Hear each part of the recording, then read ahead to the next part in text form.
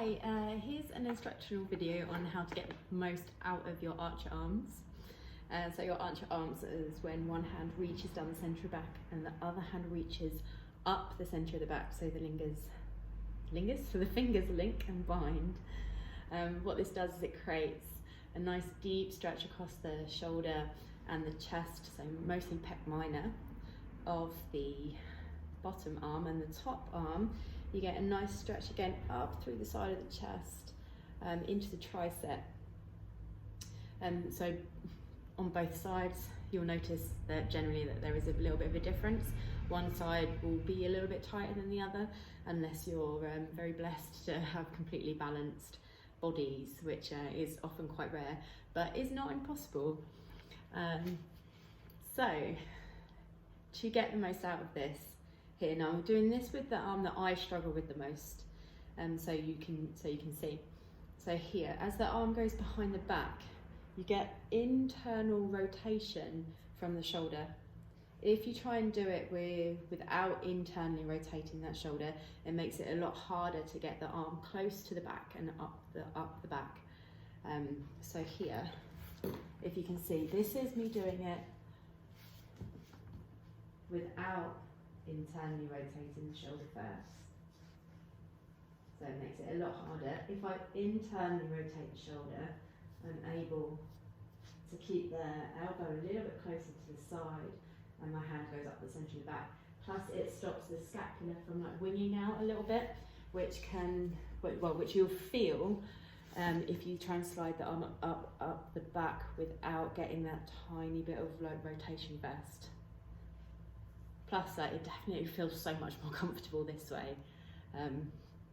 So yeah, top arm, well both arms really, you want to keep as close to the side of your torso and the side of your head as possible, which will then mean that the fingers have got more chance of linking for a start, plus it gives you much better like sensations through the body. If you can't bind the fingers at all, so this is the way, or this is a way that you can connect them. So if we take the top hand, so I'll show you first. Here is where I naturally go without like really trying to get into the pose. So it's much easier to get my top hand down. So I'll place the belt in one hand, in the bottom hand, and again in the top hand, and then just walk the hands up a little bit closer.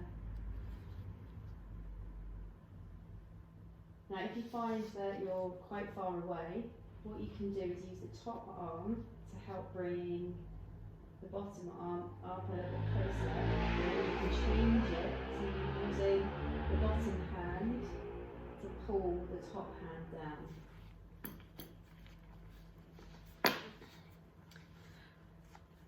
Another option, if you don't have a belt or anything that you can use instead, is you can place the hand up the centre of the back,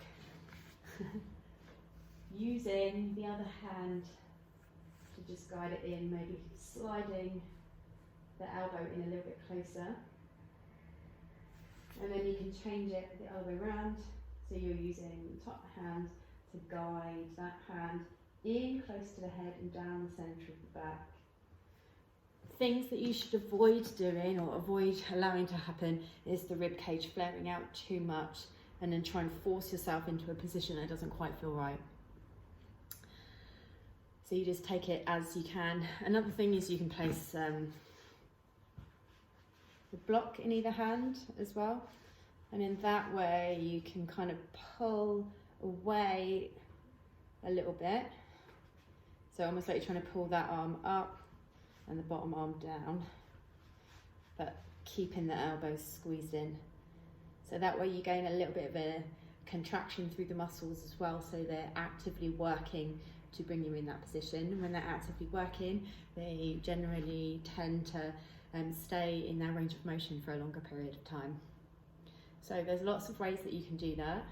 Just take it gently. Don't force yourself into a position that feels really uncomfortable, because you won't gain any benefit from it at all.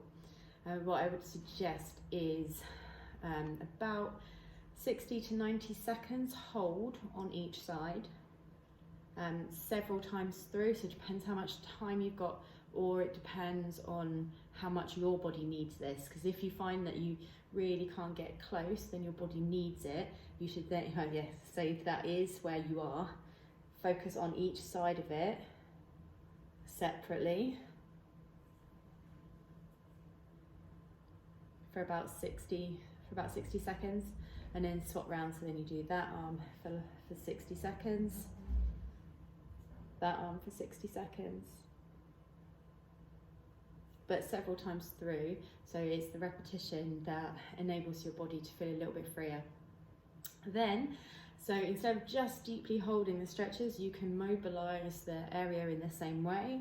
So we can find archer arm, windmill round, archer arm, windmill round. Now here, even if you can't find the fingers to link them, that doesn't matter at all. Just make contact with your torso and then try and slide them along the torso until they get close. And then you might notice that the more you do it, the easier it gets. So again, the more repetition you do, the easier your body will find the movement. So you just do what feels right for your body. If you have any questions, feel free to ask, and hope to see you soon. Bye.